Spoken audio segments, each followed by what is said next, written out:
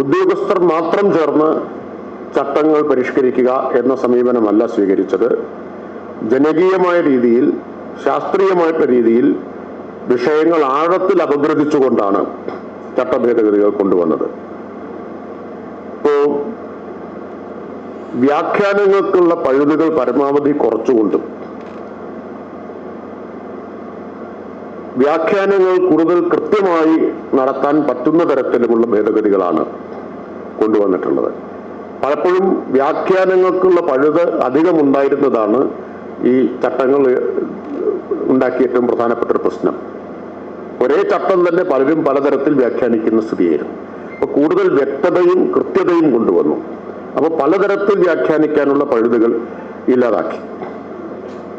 അപ്പൊ നിലവിൽ 211 ഭേദഗതികളാണ് ആകെ കൊണ്ടുവന്നിട്ടുള്ളത്. 117 ചട്ടങ്ങൾ ഉള്ളതിൽ 57 ഭേദഗതി കൊണ്ടുവന്നു. 211 ഭേദഗതികൾ ആകെ കൊണ്ടുവന്നിട്ടുണ്ട്. ഇതിന്റെ വിശദമായ കാര്യങ്ങൾ ഞാനിപ്പോൾ ഇവിടെ, ഈ സാങ്കേതികമാണല്ലോ കാര്യങ്ങൾ, അപ്പൊ അത് നോട്ട് അതുപോലെ വായിച്ചാൽ നിങ്ങൾക്കും കൺഫ്യൂഷൻ ആവും, അത് മനസ്സിലാക്കാൻ പ്രയാസമായിരിക്കും. അപ്പൊ അത് സംബന്ധിച്ചൊരു പ്രസന്റേഷൻ ഇവിടെ നടത്തുന്നതായിരിക്കും നല്ലത്. എന്തെല്ലാമാണ് പ്രധാനപ്പെട്ട ഭേദഗതികൾ, എങ്ങനെയെല്ലാമാണ് അത് സംരംഭകർക്കും പൊതുജനങ്ങൾക്കും സഹായകരമായി തീരുക, വരുന്ന മാറ്റം എങ്ങനെ ഗുണകരമായി തീരും എന്നത് സംബന്ധിച്ച ഒരു presentation LSTD special secretary Anupama TV IAS നടത്തും. നമ്മൾ ഈ ഒരു പ്രസന്റേഷൻ, ഈ ഒരു റൂള് കൊണ്ടുവരുന്നതിന് പ്രധാനമായിട്ടും ഉണ്ടായിരുന്ന ഉദ്ദേശങ്ങൾ കുറച്ചായിരുന്നു. ഒന്ന്, കൃത്യമായിട്ടുള്ള വ്യാഖ്യാനം സാധിക്കുന്ന തരത്തിൽ നമ്മൾ ഈ ഒരു ചട്ടങ്ങളിൽ വ്യക്തതയും ഏകീകരണവും വരുത്തുക എന്നുള്ളതായിരുന്നു ഒരു പ്രധാന ലക്ഷ്യം. അതായത് പല പഞ്ചായത്തുകളും പല രീതിയിൽ ഇത് ഇന്റർപ്രറ്റ് ചെയ്യുന്നത് വഴി പലതരത്തിലുള്ള ഇംപ്ലിമെന്റേഷൻ നടക്കുന്നു എന്നുള്ള പരാതി, അതല്ലെങ്കിൽ ജനങ്ങൾക്ക് ഒരു അപേക്ഷ സമർപ്പിക്കുന്നതിന് മുമ്പ് ക്ലാരിറ്റി കുറവ്, അപ്പൊ അത് നീക്കുക എന്നുള്ളതാണ് ഒരു പ്രധാന ഉദ്ദേശമായിരുന്നത്. ഇനി അതുപോലെ തന്നെ ഈ ഒരു ഡിസ്ക്രിപ്ഷൻ ഒഴിവാവുന്നത് വഴിയും അതുപോലെ തന്നെ നമുക്കിതിൽ ഒബ്ജക്റ്റീവായിട്ട് എടുക്കാവുന്ന മാനദണ്ഡങ്ങൾ കൃത്യമാക്കുന്നത് വഴിയും കാലതാമസം ഒഴിവാക്കുക. പിന്നെ ഏതെങ്കിലും സമയത്ത് നമുക്ക് ഇതിനുള്ള കാലപരിധി നിശ്ചയിക്കാവുന്നതുണ്ടെങ്കിൽ അങ്ങനെ നിശ്ചയിക്കുക എന്നുള്ളത് വഴി പെട്ടെന്ന് തന്നെ സർവീസ് കൊടുക്കുന്ന രീതിയിലേക്ക് എത്തിക്കുക എന്നുള്ളത്. അതുകൂടാതെ തന്നെ ഈ ഒരു നിർമ്മാണ മേഖലയിൽ, വാണിജ്യ വ്യവസായ മേഖലകളിലെല്ലാം ഒരു പ്രധാനമായിട്ടും ഒരു ഈസ് ഓഫ് ഡൂയിങ് ബിസിനസ്സിനെ ലക്ഷ്യമിട്ടുകൊണ്ട് ഇതിൻ്റെ ഒരു വേഗത വർദ്ധിപ്പിക്കുക എന്നുള്ളൊരു ഉദ്ദേശം. അതുപോലെ തന്നെ ഓരോ കാലഘട്ടങ്ങളിലും നമുക്ക് ചട്ടങ്ങളിൽ ഉണ്ടാകേണ്ട കാലാനുസൃതമായിട്ടുള്ള പ്രോഗ്രസീവ് ആയിട്ടുള്ള മാറ്റങ്ങൾ കൊണ്ടുവരിക എന്നുള്ളൊരു പ്രധാന ഉദ്ദേശം കൂടി ഇതിനുണ്ടായിരുന്നു. ഇനി ഇത് നമ്മളൊരു വകുപ്പിന്റെ അകത്ത് മാത്രം ഒതുങ്ങി നിൽക്കുന്ന ഒരു പ്രക്രിയ ആയിരുന്നില്ല. അപ്പൊ അതിൽ വകുപ്പ് തന്നെയാണ് നേതൃത്വം നൽകിയിരുന്നത്. വകുപ്പിന്റെ പ്രിൻസിപ്പൽ ഡയറക്ടർ ചെയർപേഴ്സൺ ആയിട്ടും അതുപോലെ തന്നെ ചീഫ് ടൗൺ പ്ലാനർ കൺവീനർ ആയിട്ടും ഉണ്ടായിരുന്ന ഒരു 14 അംഗ കമ്മിറ്റി തന്നെയാണ് ഇതിന്റെ ഒരു പരിശോധനയ്ക്ക് നേതൃത്വം നൽകിയിരിക്കുന്നത്. ഒരു 10ഓളം സിറ്റിങ്ങുകൾ വഴി ആണ് ഈ ഒരു പ്രക്രിയയിൽ ആദ്യത്തെ കരട് തന്നെ നമ്മൾ തയ്യാറാക്കിയത്. അതിൽ വകുപ്പിൽ നിന്നുള്ള പ്രതിനിധികൾ കൂടാതെ തന്നെ ആർക്കിടെക്ട്സ്, ടൗൺ പ്ലാനേഴ്സ്, എഞ്ചിനീയേഴ്സ് പോലെയുള്ളവരുടെ പ്രൊഫഷണൽ അസോസിയേഷനുകളുടെ, അതുപോലെ തന്നെ റിട്ടയർഡ് ആയിട്ടുള്ള ഉദ്യോഗസ്ഥരുടെ, അതുപോലെ തന്നെ panchayat association, municipal chairmans chamber പോലെയുള്ള അസോസിയേഷനുകളുടെ, ലെൻസ്ഫെഡിന്റെ പ്രതിനിധി എന്നിവയും ഉണ്ടായിരുന്നു. ആകെ 211, ഓരോ ഇൻഡിവിജ്വൽ ഭേദഗതി എടുത്ത് നോക്കുകയാണെങ്കിൽ 211 ഭേദഗതികളാണ് വരുന്നത്. അതിൽ തന്നെ ആകെ 117 ചട്ടങ്ങളുള്ള ഒരു നിർമ്മാണ ചട്ടമായിരുന്നു ഇത്. അതിൽ 53 ചട്ടങ്ങളിലായിട്ടാണ് ഇത്രയും ഭേദഗതികൾ വന്നിരിക്കുന്നത്. ഒരു ചട്ടം ഒഴിവാക്കുകയും 2 പുതിയ ചട്ടം കൂട്ടിച്ചേർക്കുകയും ചെയ്തിട്ടുണ്ട്.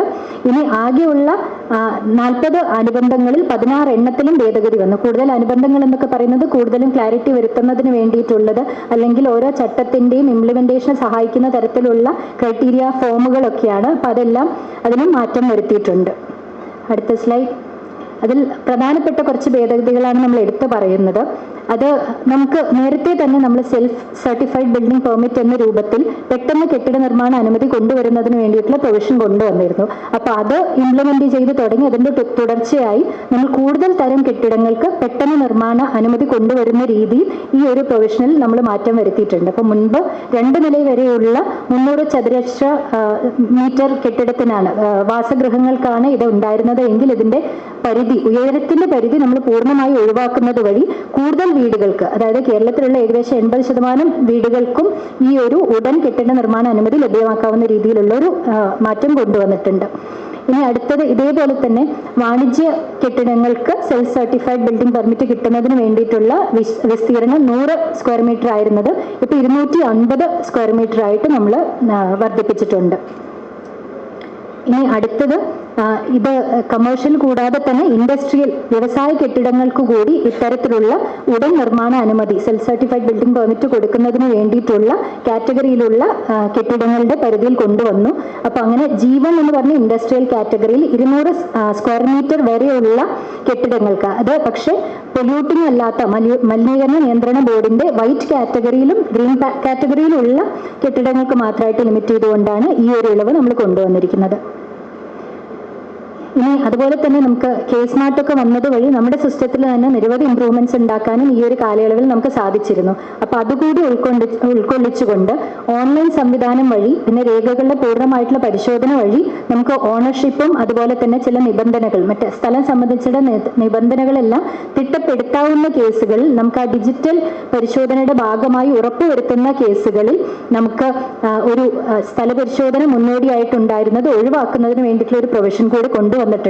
അതായത് കൃത്യമായിട്ടുള്ള രേഖകൾ അതുപോലെ തന്നെ കേസ് മാർട്ടിലുള്ള വിവിധ സങ്കേതങ്ങൾ ഇത് ഉപയോഗിച്ചുകൊണ്ട് ഡിജിറ്റൽ ആയിട്ട് തന്നെയുള്ള സബ്മിഷൻ വഴി പൂർണ്ണമായിട്ടും നമുക്കൊരു ഡോക്യുമെന്റ്സും എല്ലാം കൊടുക്കുന്ന ഒരു കേസിൽ ഈ ഒരു ഇളവ് കൂടി നമുക്ക് ലഭ്യമാക്കാൻ സാധിക്കും.